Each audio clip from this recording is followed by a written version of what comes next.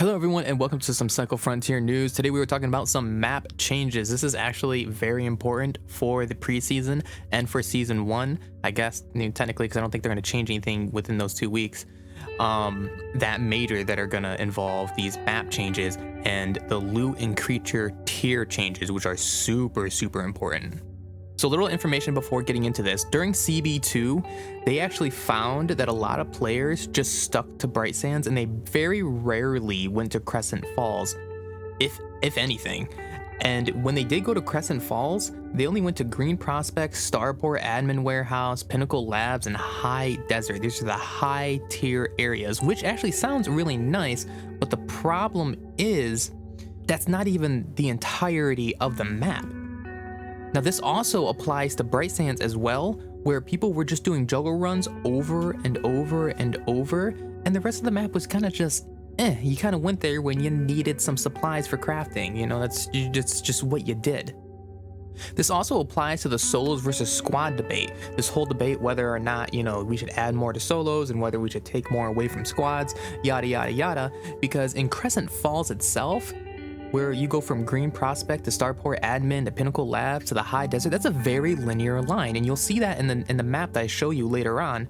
But you'll see that squad players were able to kind of like camp places like Warehouse, and freaking, you know, as a solo player, you needed to go through there in order to get to the rest of the good shit. And the problem is like as a solo player, you're not gonna do very well against a squad, right? Right. So they had to change some things with the loot tier system and the creature tier system, and this is what they came up with. So on the left side, you will be seeing a map of the CB2, closed beta 2, Brightsands map. This is tier 1 all the way up to tier 5. Remember, the higher the tier, the more dangerous the creatures, the higher the loot level. As you can see, everything was kind of all encompassed into one, and all the high tier stuff was over by jungle. Now you could clearly see why you would only run jungle every single time. Now granted, there are people going to Waterfall Labs, and that's like low tier stuff, but I'm talking about like mid game, end game, everyone was going to freaking jungle, and you were able to make like 100k a run. So this is what they did to change it. On the right side, you will see the new released map tier for the release of the game. Tier 1 all the way to tier 4, they completely took out tier 5. And jungle itself is only a tier 3, only crash ship and the jungle outpost is tier 4. You may have also noticed that a lot of the points of interest, so like Waterfall Labs, the geothermal plant, all the way, like generator plant, whatever you want to call it, a power plant that's sitting right next to base camp, the swamp, they're not encompassed in just one color anymore. They're now separate color from the land around them.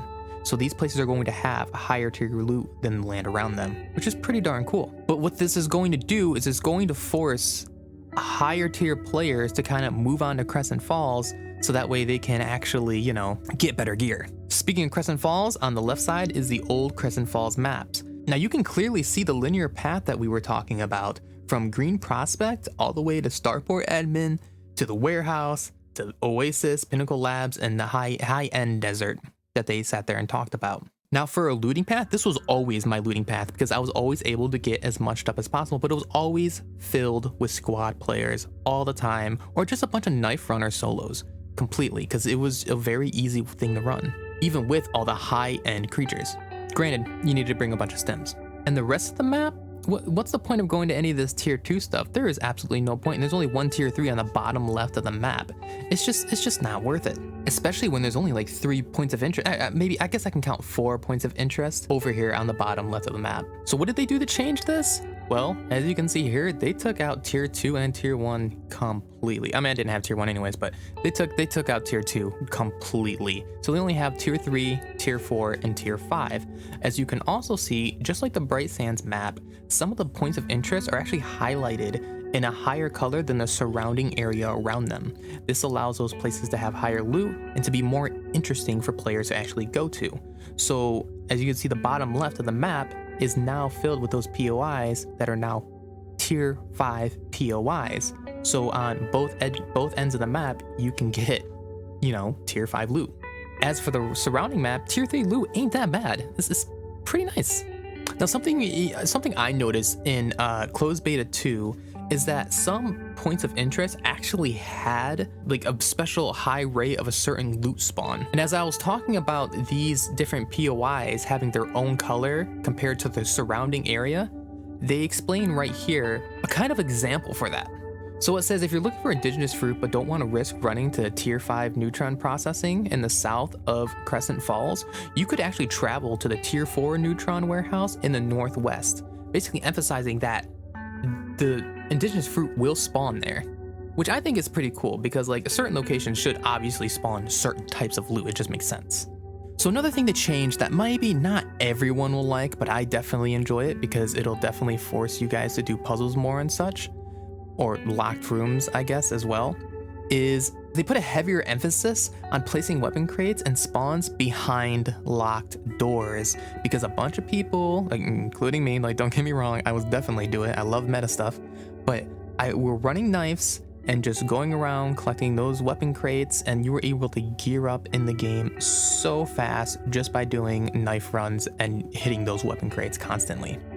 Now, I also don't understand if this is new or not, but they did mention it, so I'm going to mention it as well. But it does say that considered all locked rooms are 1 tier higher than the zone they are in, okay? So the swamp camp loot room is a tier 2 zone, but yet everything inside that loot room is tier 3 loot. Power-up rooms, the little puzzles, also have the exact same logic. Now, for tier 5 zones, there are no tier 6 loot at all. It just doesn't exist yet, they emphasize. So it's just a very, very juicy room.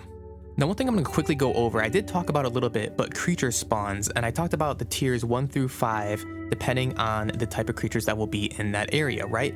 So for tier 1 zones, it'll just be striders and rattlers. For tier 2 zones, it'll be striders and rattlers, but quite a bit of them.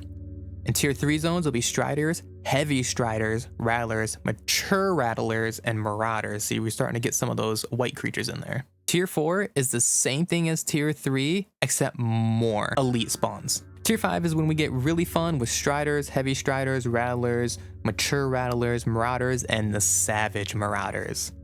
And of course, last but not least, the Crusher always spawns in Crescent Falls in very exclusive areas. That's always been a thing. Now, a good thing to note is that they did drop the tier for the jungle, which used to be full of savage marauders, right? So now it's probably only going to be full of tier 4 creatures, which are striders, heavy striders, rattlers, mature rattlers, and marauders, just a lot of them.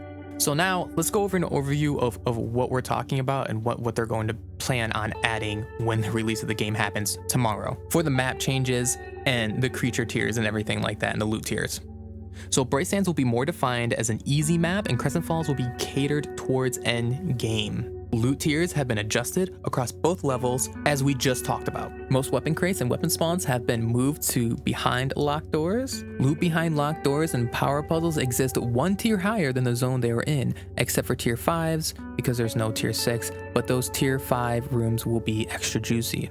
A better emphasis has been placed on POIs, so they are their own tier zone compared to the surrounding area. Also, one that you guys might not enjoy yourselves, but the jungle has been nerfed quite a bit, but not entirely, but still quite a bit. Focus crystal runs as well as jungle camp and crash ship are still viable, but they're less lucrative, and there's a much lower creature density in the jungle. Savage marauders no longer even spawn in Brightsands, and they also only spawn in tier 5 zones. The overall creature density has been lowered, and some areas such as Green Prospect have had a substantial reduction in creature density. Green Prospect was freaking crazy with creatures. They were like literally everywhere, just completely filled. Also, focus crystals have been added to the southwest forest of Crescent Falls, so you don't always have to freaking be over in Oasis trying to mine focus crystals or around that surrounding area. You can also find some focus crystals in the southwest as well. The dev also likes to mention, if you don't feel like you're ready to go into Crescent Falls, well, here's a good indicator. If you can fight marauders and you feel comfortable fighting them, then Crescent Falls is worth it. He doesn't emphasize savage marauders or elite creatures. He just literally says, if you're comfortable fighting marauders, go to Crescent Falls. You can do it. Now, this is a bonus thing. I'm going to show some pictures on the screen. These pictures are changes to the map and are going to explain what I'm talking about visually. So they said, in addition to the loot and creature difficulty adjustments, further enhancements to the routing in Crescent Falls has been made beyond the looting experience. because the most common complaint about Crescent Falls was the running and funneling that was happening on the map was pretty darn bad. So they decided to basically add some extra room and open up the routing a bit more, so that way players don't have to run around huge negative spaces to get anywhere. Apparently these aren't even all of them, and some of these routes are up for you to discover yourself, but this is what we have so far. Now, I think these things are very awesome because I have literally been advocating for more routes around the map and a lot more like free roaming, because I really do, and I enjoyed closed beta 2 because it felt like a free roam game. And if they add more routes to these areas and better situations where like you couldn't really get funneled, you can still get funneled, but like it wasn't as easy, where you actually had a chance to actually like jump on something or go around something to kind of give you a little bit of an advantage as long as you know that area is there. I think that's really darn cool. And I think it's just going to turn out amazing in the end. Now, I hope you guys really do have your Steam prepped for this download, or Epic Games, whatever you plan on using to freaking download this game, because tomorrow the release of the game is coming, and it's coming fast. And I really do hope you guys do enjoy, and I will see you on the ground.